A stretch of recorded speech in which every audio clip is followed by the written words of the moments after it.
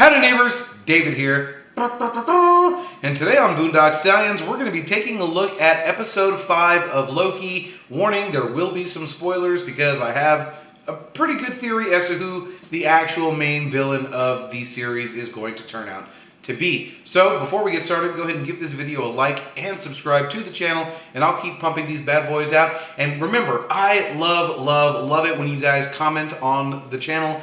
If you see this link on YouTube and you clicked on it, don't go back to Facebook.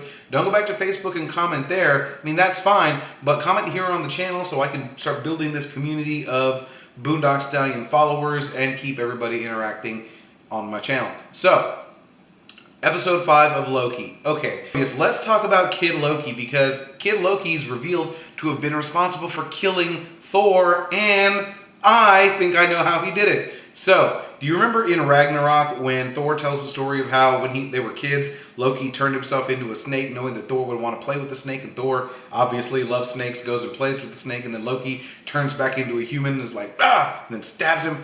Yeah, that's the story. Only in this timeline, what if Thor doesn't heal from the wound? It actually cut a little too deep and he bled out and died. It's awful, and yet Loki was just trying to have a bit of fun. He wasn't trying to actually kill Thor. It was an honest mistake, and he has to live with the consequences of his action there in the void.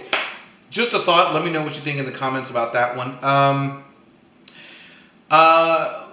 Main villain. Now, there were more than a gajillion references to Kang the Conqueror. I mean, even when they showed us Stark Tower or Avengers Tower, Avengers or Stark wasn't on the building. It was Kang Industries, Q-E-N-G, Kang. And we all know that that is the character Richards. I forget his first name, but he ends up becoming Kang the Conqueror. Anyways, the point is, they're really giving you they're spoon feeding us that it's Kang the Conqueror, the same way during WandaVision they were spoon feeding us Mephisto and Nightmare references out the yin-yang and gave us absolutely nothing. And so while Kang the Conqueror could in fact be a part of what's going on, I think the real villain of this one is classic Loki, right? And here's why. We had all fantasized and hoped and dreamed and dare say theorized that in Endgame, Loki wasn't dead, that it was a projection, it was a fake out, Loki wasn't going to be dead forever, he was going to come back, and we were all going to be happy that Loki was back. And then it didn't happen. As a matter of fact, in the very first episode of this show, they made it a point to show you that Loki's timeline ended as the ship was blowing up and his body was destroyed, and so his story in life were over. And so it really crushed all of our hopes. And then we get to episode 5, and classic Loki is letting us know that he in fact did create a duplicate of himself, a projection so real, so believable, that he managed to fool the great mad titan himself and turn into a piece of debris and float off into the background, right? Beautiful. And then we get to the very end of the episode and we see him build Asgard. Now, when he built Asgard out of nothing, you could assume that he developed all these powers in his years of exile while hiding after Thanos had allegedly killed him from Endgame. So he had all this time in hiding to learn how to build up his magic and build these duplicates. And so what if what we were seeing wasn't actually classic Loki, it was classic Loki projecting himself, building Asgard around him and creating the diversion needed, and then as soon as everybody thinks he's dead, he floats away once again as a piece of debris into that field where the castle was, and it's going to be revealed in the next episode. Because if you look at the episode while Sylvie and Loki are looking through that portal at the castle, there is another big piece of debris flying straight in right at it, and we also know now that Loki can turn himself into a random flying piece of debris. Classic Loki will be the villain of the TVA the entire time. As a matter of fact, I believe that there is a comic. Oh God, why is my old brain so old?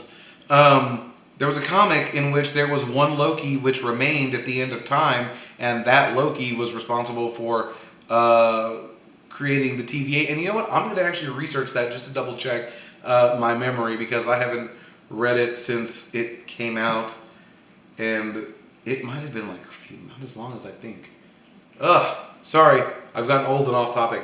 But, so, classic Loki is my pick for big reveal villain. And the only reason I'm saying that is just because in WandaVision, there was so much going on there to let us think that it was Mephisto or Nightmare, and then neither one of those answers came to fruition in the season finale, or series finale in that matter.